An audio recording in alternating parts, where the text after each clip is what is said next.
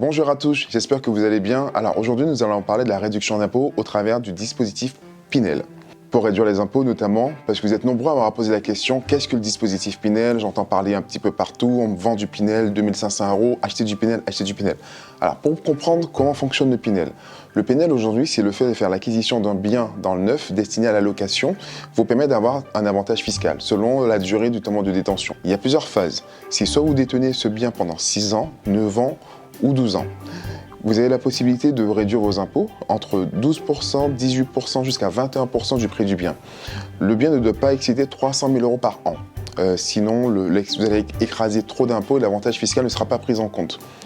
Aujourd'hui, comment fonctionne le Pinel? Avant de faire quasiment ce type d'investissement, idéalement, il faut vraiment que vous puissiez payer plus de 2000. Et même certains clients qui payent plus de 2500 € d'impôts, parfois je ne leur fais pas du tout du Pinel, il y a d'autres solutions. Le Pinel fonctionne comment? C'est qu'on met en place, vous louez le bien, on va créer ce qu'on appelle un déficit. On vous parle toujours de cet effort d'épargne. Cet effort d'épargne, c'est comme si vous allez épargner sur un outil, un véhicule immobilier. Sur ce véhicule, on va commencer à déduire des revenus, tout ce qui est taxes foncières, les charges de copropriété, les frais de gestion, l'assurance logement. Et pour aller chercher également cette réduction, on va également déduire les intérêts du prêt et l'assurance des invalidités. Ce qui vous permettra de réduire les impôts, quasiment chaque année, pendant toute la durée des détentions. L'avantage, c'est si vous détenez cet investissement pendant les 6 premières années, vous avez jusqu'à 12% de réduction d'impôt. Et vous allez pouvoir après vendre dès la 7e année, il faut avoir 6 ans de location. Dès la 7e année, vous pouvez revendre. À savoir que votre bien, qui l'a payé réellement? C'est le locataire, vos impôts, et une partie notamment de vos économies. Ça, on parle toujours d'effort d'épargne. Il faut vraiment avoir ce support comme si vous épargniez sur de l'immobilier. Il faut savoir que tout le monde, tous les particuliers ne sont pas forcément éligibles à un dispositif Pinel.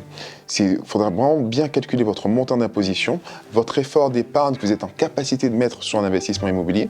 Il faut savoir aussi, et on vous le dit très rarement, vous pouvez faire cette acquisition de dispositif Pinel au travers d'une SCI. Par contre, une SCI dite transparente. Comme ça, ça vous permet de mutualiser cet investissement et réduire à plusieurs vos impôts. Chose à retenir, si vous souhaitez faire un investissement en loi Pinel, il faut savoir que est-ce que vous payez réellement beaucoup d'impôts? Beaucoup d'impôts, effectivement, vous allez tous dire oui, je paye beaucoup d'impôts. Pour ce type de dispositif, idéalement, plus de 2500, ce qu'on voit réellement sur les réseaux, c'est vrai. Par contre, je leur dis, faites très attention, est-ce que vous avez calculé l'effort d'épargne que vous êtes en capacité de pouvoir mettre sur cet investissement?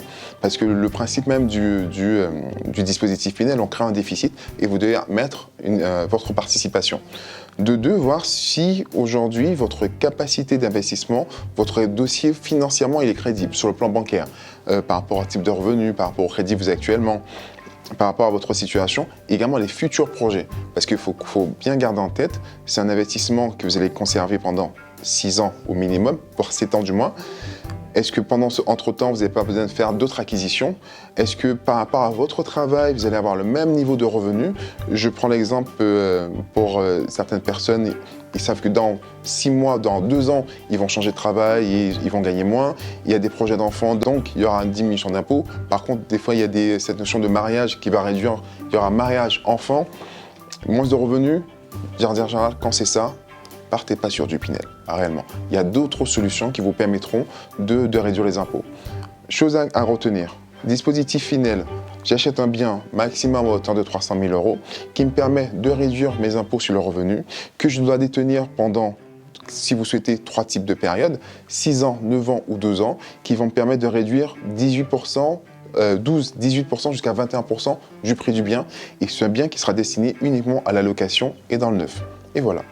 Prochaine vidéo, je vous expliquerai les autres solutions pour pouvoir réduire vos impôts selon le type de catégorie. À très bientôt.